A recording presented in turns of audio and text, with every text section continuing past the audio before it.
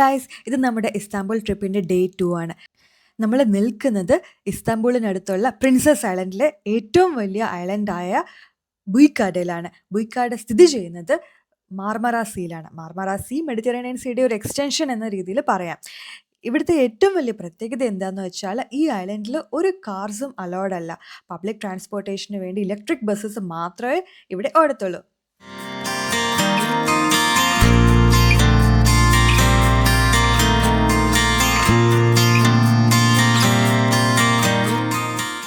നമ്മുടെ first stop on the island is the Greek monastery of saint George. ഇതൊരു ഹില്ലിൻ്റെ മുകളിലാണുള്ളത്. അപ്പോൾ cars ഒന്നും ഇല്ലാത്തത് കൊണ്ട് നമുക്ക് ഈ ഹില്ലിൻ്റെ മുകളിലേക്ക് നടന്ന് കയറേണ്ടി വരും.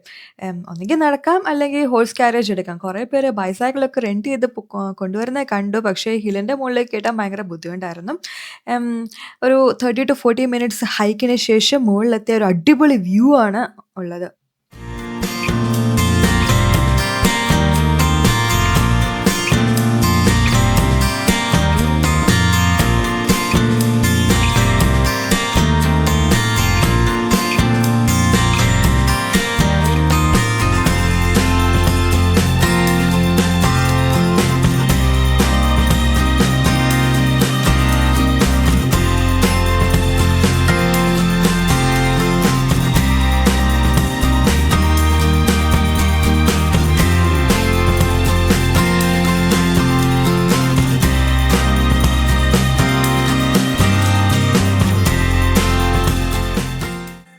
നെക്സ്റ്റ് നമ്മുടെ ഡെസ്റ്റിനേഷൻ നക്കി ബേ ആയിരുന്നു.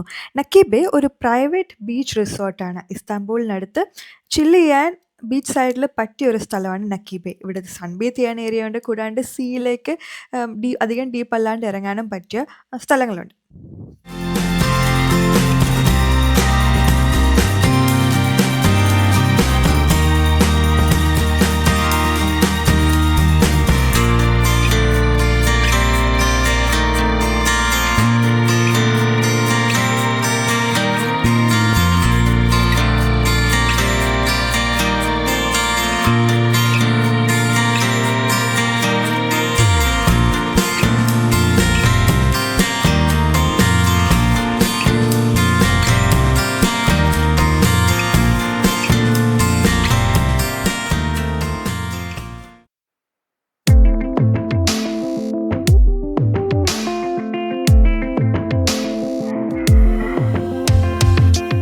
ഡേ 3 നമ്മുടെ ഫസ്റ്റ് ഡെസ്റ്റിനേഷൻ ബസിലിക്ക സിസ്റ്റേൺ ആയിരുന്നു.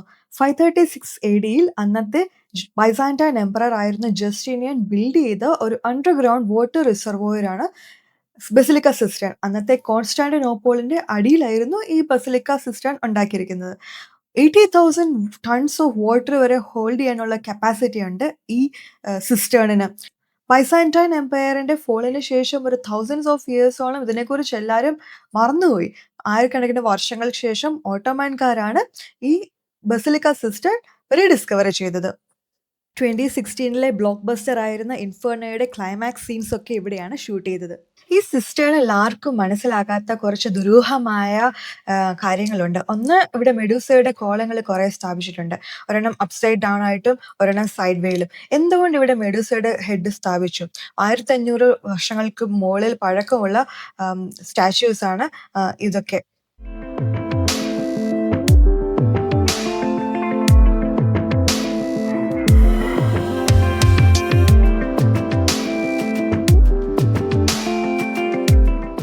നമ്മുടെ നെക്സ്റ്റ് ഡെസ്റ്റിനേഷൻ ടൊപ്കാപ്പ പാലസ് ആയിരുന്നു.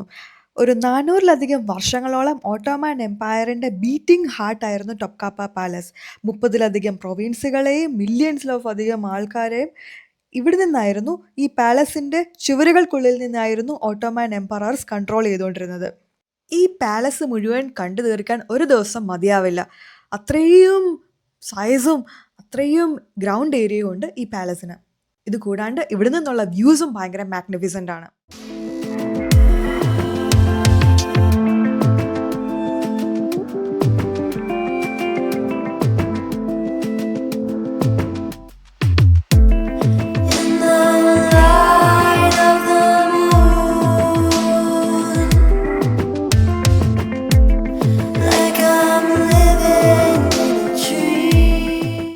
കാണുന്നതാണ് ഹാരം.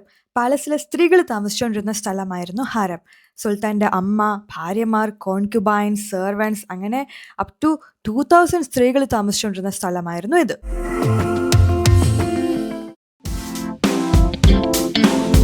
ഇതാണ് ഇവിടുത്തെ ഹിസ്റ്റോറിക്കൽ പോമഗ്രാനൈറ്റ് ജ്യൂസ്. നല്ല സ്ട്രോങ് ആണ്, പക്ഷെ എന്നാലും നല്ല റിഫ്രഷിങ്.